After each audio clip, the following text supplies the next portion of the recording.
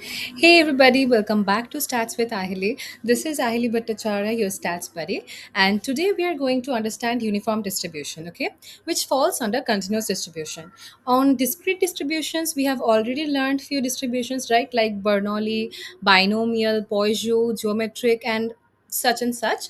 So here in this continuous distribution, we again have few distributions.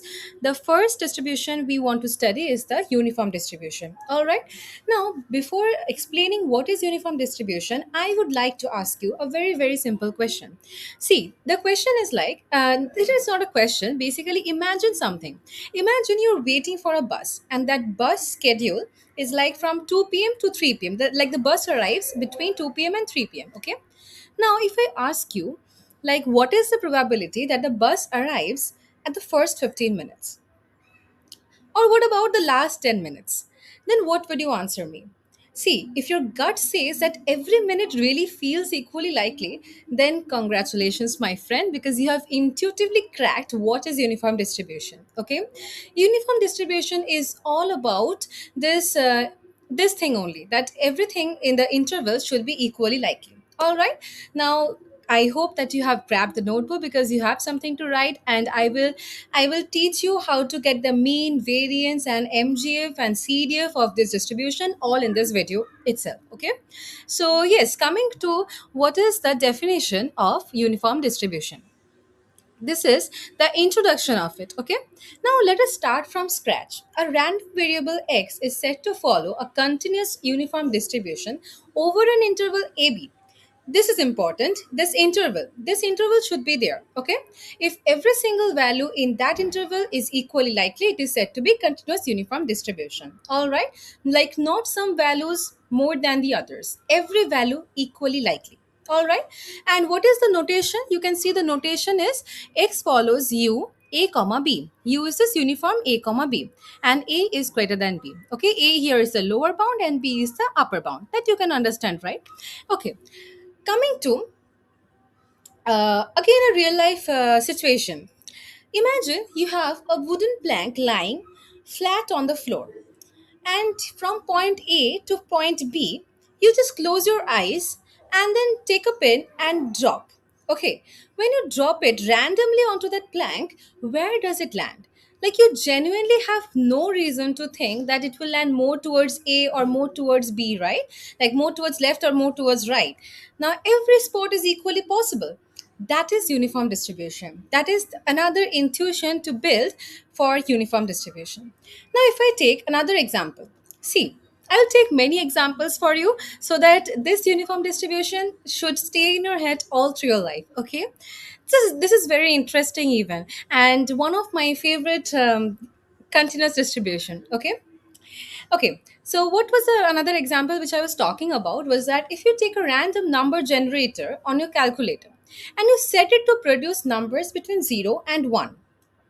Now, it will not prefer zero point 0.3 or over zero point 0.7, right? Like, this is random. Like, every value between 0 and 1 has an equal shot. That is what I'm trying to say. Every value from of that interval should be equally likely for uniform distribution. Now, I have another question for you. Everybody among us know that uniform distribution is also known as rectangular distribution. Now, why do you think it is known as rectangular distribution? Well, I am here to explain you. See, because this is because when you draw its probability graph, that is probability density graph, okay, that is PDF. When you draw it, then you will get something like a flat rectangle. It will not be a bell curve, not a skewed hill. It will be a flat, boring, or you may be beautiful rectangle. Okay, and that flatness is the visual story of equal likelihood. Now, wait, I have the graph drawn here. Let me show you how the graph looks like. Okay, see here. If I click on this draw graph, see, is this looking like a rectangle? That is it, right? Here, the points, when I will explain the graph, I will tell you everything, but this is just the visual example which I was talking about, that the graph looks like a rectangle. That is why it is also known as rectangular distribution. Now, let me come to the PDF. Here, look at here. This is our part 2 of the video. Now, see what is the PDF all about? It is now coming to the all about stopping all the imaginations and coming to the mathematics part of this. See, the probability density function or PDF of a uniform distribution is what? F of x. A and B here are the parameters, okay, is equals to 1 by B minus A when A is less than x less than B, which means that x is in the interval of A and B and 0 for otherwise. Now, you might be wondering, why are we taking 1 by b minus a? Like, why that specific number? Here's the reason, and it's a gorgeous in its simplicity, because just now I showed you that rectangular graph, right? Now, in that rectangular graph, let me show you again, then I will explain you better. Okay, so here, this part, what is this part? What is the length from here to here? This is b length, right? And this length is a length. Then for if I want the length of this part, then what do I do? B minus a, right? So then I will get this part's length. That is what I am talking about. Okay, so the width of the rectangle is b minus a, the length of your interval. Now, one of the golden rules of probability is that the total area under any PDF must always be equal to 1. Okay, and that is non negotiable because you cannot negotiate on this, right? So, if width is equals to b minus a, then to make the area equals to 1, the height must be 1 by b minus a. See, what is the area formula for rectangle? Width into height. Okay, so what is our width? It is b minus a. And what is our height? It will be 1 by b minus a. Then only we will get is equals to 1, right? Okay, even if you do not understand from this thing, I will tell you with something more simple. See, it's like if I told you I have a rectangle and its area must be 1. If it is width is 5, then what is the height? You would say obviously 1 by 5, right? Then 5 into 1 by 5 will be 1. That is all we are doing here. All right. And now, if I explain this to you in a more real life way, see, imagine you're cutting a rope of length 10 meters into pieces. 10 meters into pieces. If the cut point is uniformly distributed, then fx will be 1 by 10 everywhere on that rope, which means that every centimeter of rope is equally likely to be where the cut lands. That is what I'm trying to say here, that it will be here the height will be 1 by b minus a, and that is the probability density function for uniform distribution. Okay, now coming to the next part. Okay, just a moment. Okay, next part is our cumulative distributive function. Now here you can see the summary of the cumulative distributive function is given, which is also known as CDF. Now CDF, that is capital Fx, answers us a different question. Now what is that question? It's like instead of what is the probability density at this point, it asks what is the probability that x is less than or equal to some value x. Okay, that is the definition of CDF, right? Because we have learned it all along, not about only about this uniform distribution. CDF's in definition is only this only, that capital Fx is equals to capital probability of capital X less than equals to small x. And here, since it is a continuous distribution, we will not use summation, we will use integration, right, to add these numbers. See, then here it will be what? Integral of ft from minus f minus infinity to x. Okay, now we work this out in three cases. Now you have to imagine a number line for this, and you can just wait for a moment and I will change my screen and I will show you all the three cases here and why is that happening. Okay, and then I will come back to this screen later, then you can see the summary of the CDF. All right, just a moment. Okay, so we were talking about our CDF, right? Now, see, for CDF, we will first try to imagine a number line. Okay, see, this is a number line, and this is tending to minus infinity, and this part is infinity. And we will mark 2 points, A and B. Okay, now here, first case will be, see, our case one is x is less than A. Now, if x is less than a, then basically you're asking what? You're asking what is the chance our random variable has already occurred before the interval even begins, right? like the interval begins from here, from a, but we are taking that x is less than a. So this is 0, right? Like nothing has happened yet. So you can directly write that f of x is equals to probability of capital X equals less than small x, less than equals to small x, is equals to integration of minus infinity to x f x dx will be equals to 0. All right. Now coming to the next case. Next case is when x is lying between a and b, okay, in between that interval. So like x is lying somewhere here, somewhere in this interval. First, x was lying somewhere here. Next case will be somewhere here. And next case will be, the third case will be x is lying somewhere here. Okay. So let me start with the second case. This is the important one. Case number 2, when a is less than x less than b. Here x is lying between a and b. Now here, what do you need to do? You need to first write that f of x is equals to probability of capital X less than small x is equals to, then it will be what? Integration of minus infinity to x fx dx. This is the standard method, the standard formula for pdf, okay, this for this CDF. Okay. Now coming to what does this mean? Here I am talking about this interval. Suppose that x is lying somewhere here. Then I am talking about this part, right? Then here I am saying that the interval, the range is from minus infinity to x. Then we can break it into two parts, right? Like from minus infinity to a, then a to x. That is how we do our CDF, right? So let me do it. So let me write now is equals to integration of minus infinity to a fx dx plus integration of a to x fx dx. All right. Now what is our function of x? Function of x is what? Probability density function, that is 1 by b minus a. So let us put our values like that. Okay. Now see, we have already calculated this part. This minus infinity to a, this will be 0, right? This part is 0 because the we have not yet started with that interval. So before that, what the chance of a random variable is already 0. So we can say that this will be 0. So we need to calculate only this part. So let me do it. Is equals to 0 plus integration of a to b 1 by b minus a dot dx. Now here 1 by b minus a is a constant, so we can take that outside, so we are left with 1, and then we can say, so 1 by b minus a x, and the limit is, the range is from a to b. Then here we need to do what? How do we do the integration? Then we will subtract the upper limit minus lower limit. Okay. So it will what? If we put b here, sorry, this is not a to b, right?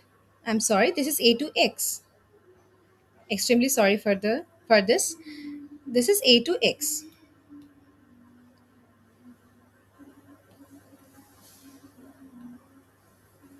So this means our upper limit is x and lower limit is a. Okay. Then if we substitute the values, upper limit minus lower limit, then what do we get? X minus a by b minus a, right? So let me write it. Okay. X minus a by b minus a. So this is our value for the second case. Okay. Now coming to the third case. Third case will be what? That x will be greater than b. Okay. See here, where is this b? The b is here and x is somewhere here. If the x is somewhere here in the infinite side, then it is what? X is greater than b. Now see, here you have passed the entire interval. Everything has been covered. Then the CDF will be what? F of x, like capital F of x, will be equals to 1. Now if you want to prove it, then I can prove it too. So let me prove that how is it coming to be 1. Okay. So let me do it. Case number 3. Case 3, b is less than x. Okay. So next we will write the standard formula for CDF. Okay. Now I'm writing f of x is equals to, this is the standard way of writing. Please use this method only. Do not skip any steps. Probability of capital X less than equals to small x is equals to integration of minus infinity to a fx dot dx, right? Fx dot dx. First, here you need to see that what will be the first part. Minus infinity to a, we can break this down like that. Then a to b, then b to x, right? So we will have three integration parts here. So let me write that down. Plus integration of a to b of fx dot dx plus integration of b to x fx dot dx. Now here you can see that minus infinity to a, the value will be 0, like we have already calculated that, and the interval is from a to b. Then again this value, this part will be 0, so we can say that this part is again 0. So basically we need to calculate only this part, okay, this a to b range. So now let us put the value of fx and then just calculate it, okay. So it will be what, 0 plus integration of a to b 1 by b minus a dot dx plus 0 only, okay. So now if we take out the constant outside, then it will be 1 by b minus a x a to b, okay. Now here what we need to do, here what is our upper limit? Upper limit is b and lower limit is a. Then upper limit minus lower limit is b minus a by b minus a. So b minus a by b minus a will be equals to 1. So we have just proved that when you have passed the entire interval, when you have covered everything, then f of x will be equals to 1. So what will be your complete CDF? Let us see from the summary of that slide. Just a moment, I am changing my slide.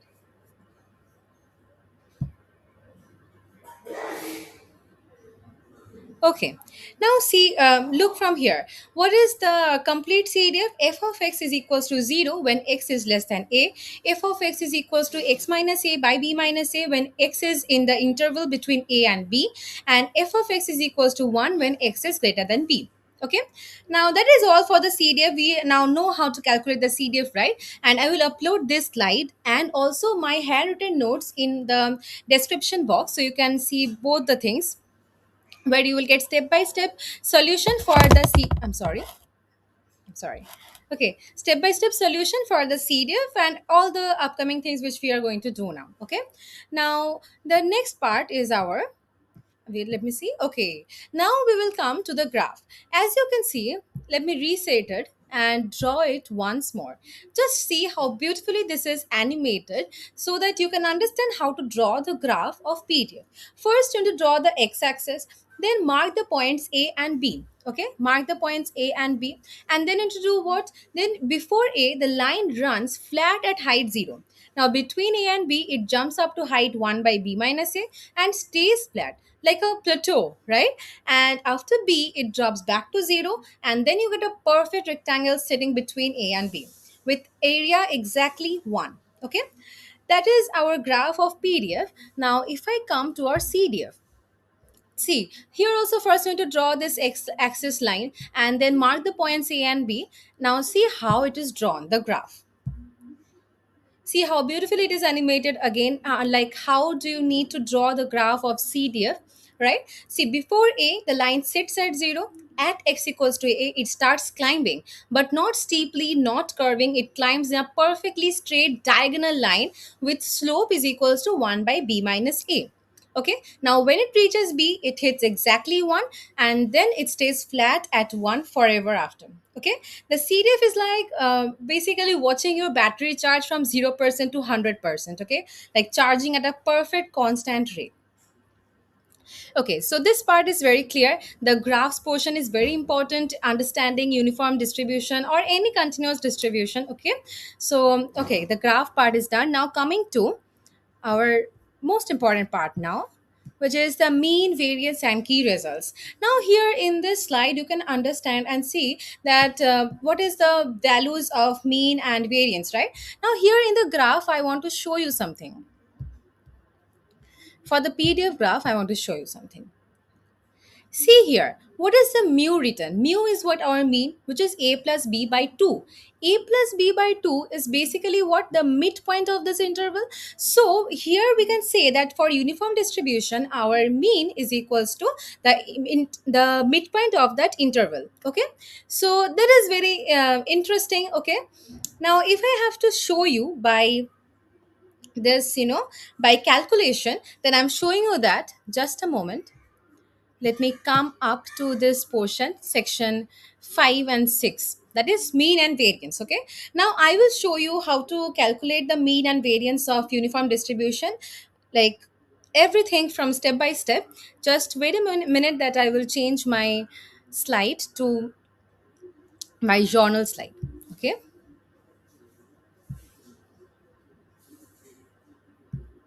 Okay, I hope you can see the slides.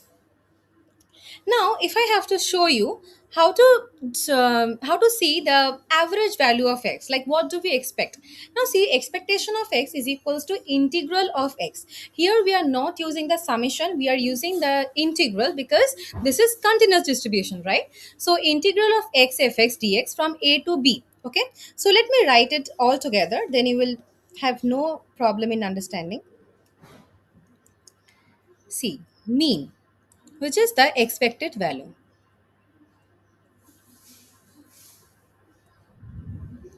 See, now I'm trying to solve this.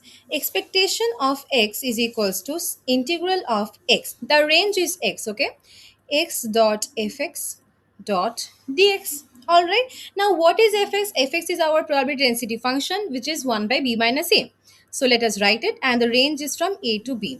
So, x into 1 by b minus a dot dx. Now here 1 by b minus a is a constant, so we can take it outside. So what do we get? 1 by b minus a integration of a to b of x dx, right? Now what is the integration of x? X in the to the power 1 plus 1, because the power is 1 and we have to add 1, and in the denominator again n plus 1, which is 1 plus 1, so 2.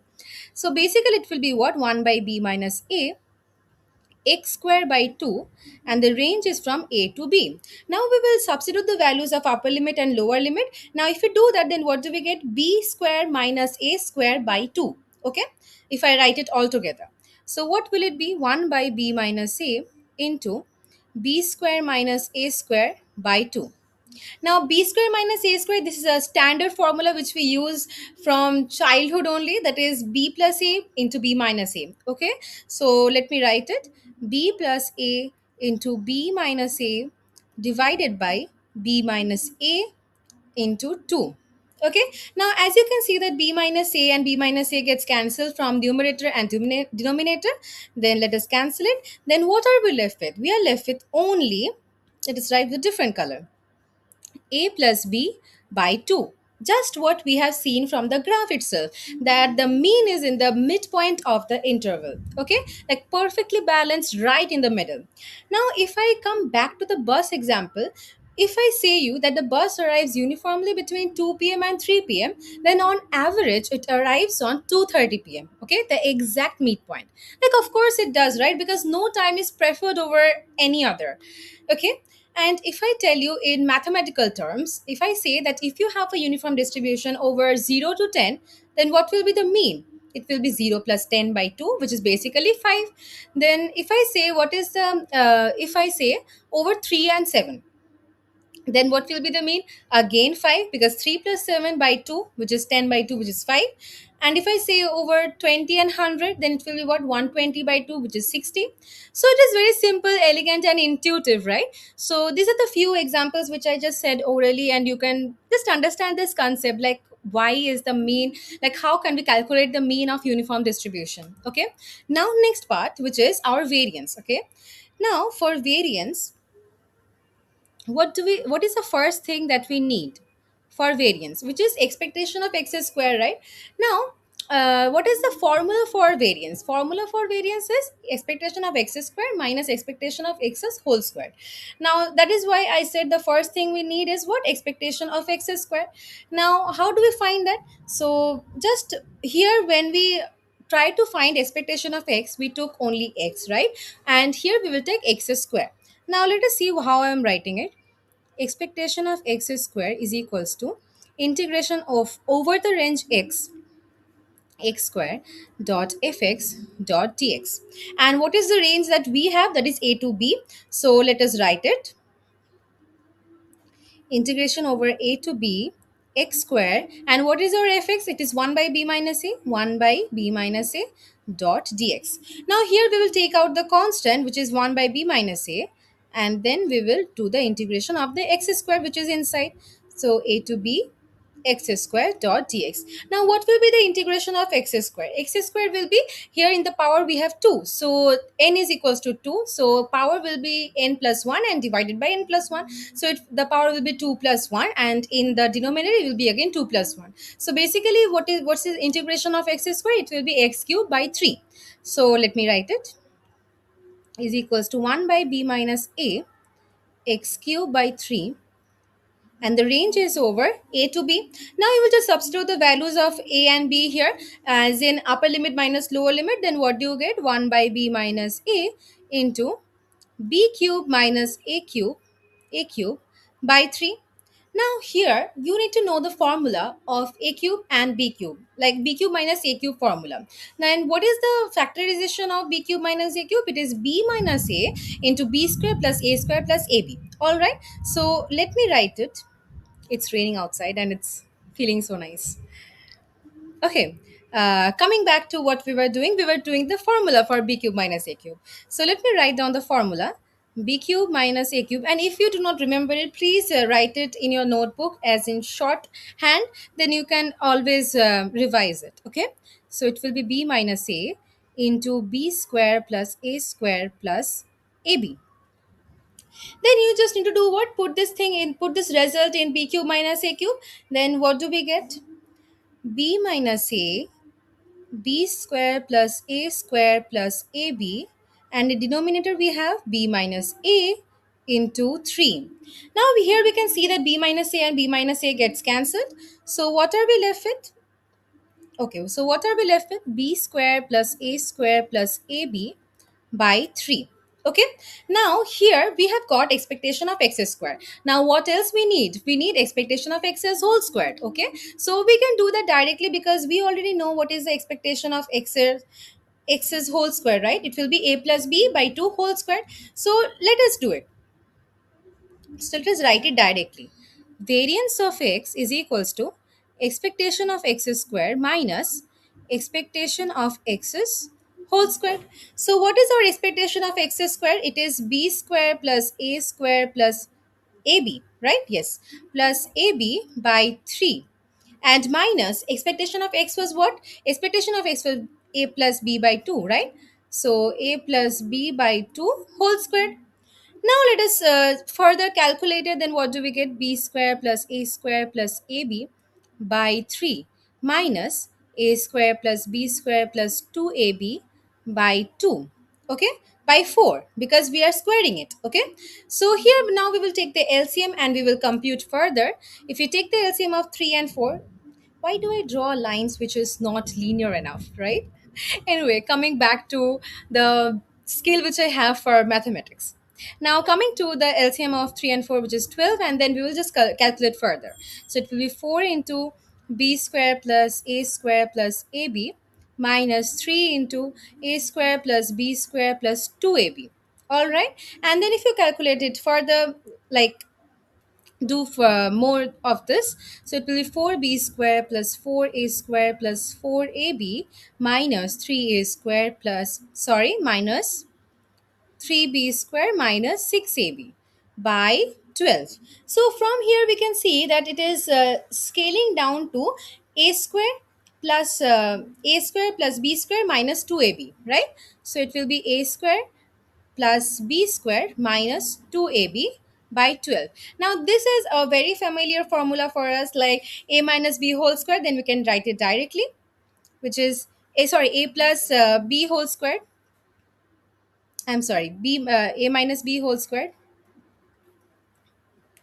Okay, so a minus b whole square by 12, this is our variance. So we have got our mean and we have got our variance. Like this is a brilliant result for variance, because the variance, you can see that it only depends on the width of the interval, right? So basically, what can we interpret from this result? We can interpret that wider interval means more spread, which means that higher variance. All right. So this again means that vice versa is narrow interval means values are tightly packed and therefore it will be low variance. Now, if you do not understand these mathematical terms which I am trying to say you can think of it in this way, in a more creative manner, or in a more intuitive manner. Like if your bus arrives uniformly between 2:59 p.m. and 3 p.m., the variance is very tiny, right? Like you always know roughly when it is coming. But if it arrives uniformly between 12 p.m. and 12 a.m., that is like massive variance. Then it is completely unpredictable that when your bus will arrive, right? That is what the variance tells us. This result tells us that. Okay. Next, we have the MGF. Okay, how do we calculate the MGF of uniform distribution? MGF is also known as moment generating function, or MGF. Like that is a very powerful tool that encodes all the moments of a distribution. Okay, from we already know that from moment generating function we can find the mean and variance from there too. Since I've already shown you how to find the mean and variance, you can try yourself that from MGF how would you derive the mean and variance. Okay, that can be your homework. Now coming to the moment generating function. Moment. Okay, let me write only MGF. Okay, so MGF, what is the formula for MGF? MGF is MXT, right? MXT is equals to expectation of e to the power tx. Now, expectation of e to the power tx can be written as the integral form of integral from a to b e to the power tx into fx dot dx, right? So let me write it.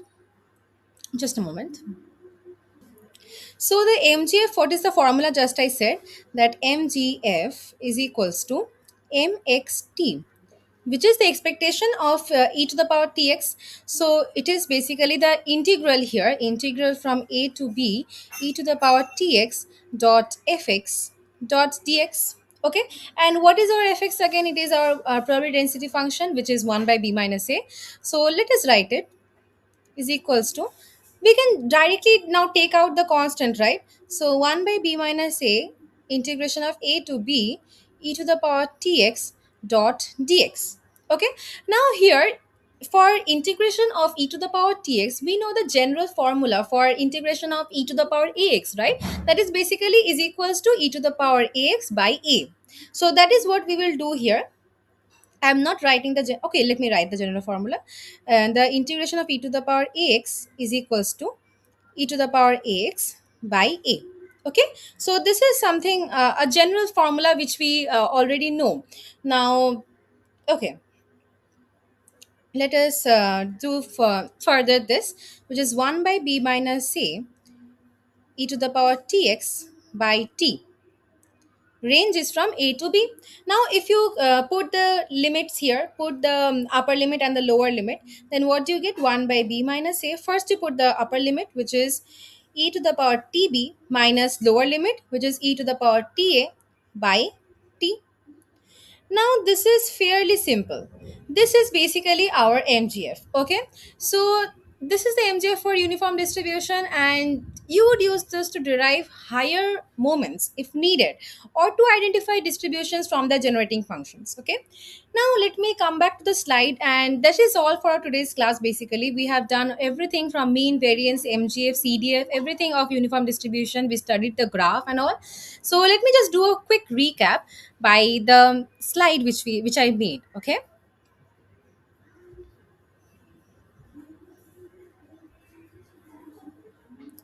is the slide visible? I hope it is. Okay, see here. Here I have written the moment generating function, and now I will come to the summary part. Okay, what we did all together? See, what is the notation of uniform distribution? It is x follows uniform a comma b, means every value between a and b is equally likely.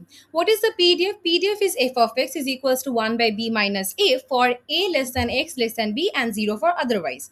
And what is the cdf, which is capital fx is equals to x minus a by b minus a for a less than x less than b. Okay. And what is the mean for uniform distribution? It is a plus b by 2, which is the exact midpoint. And what is the variance? Variance is a minus b or b minus a, whatever, a minus b whole square by 12, which basically we can say from this interpretation of the result is that it depends only on the width. And what is our mgf? Mgf we just studied, which is e to the power tb minus e to the power ta by t into b minus a. Now, what is the thing which we studied from the graph? That is, the PDF looks like a flat rectangle and the CDF looks like a straight ramp climbing from 0 to 1. And that is basically everything, I think.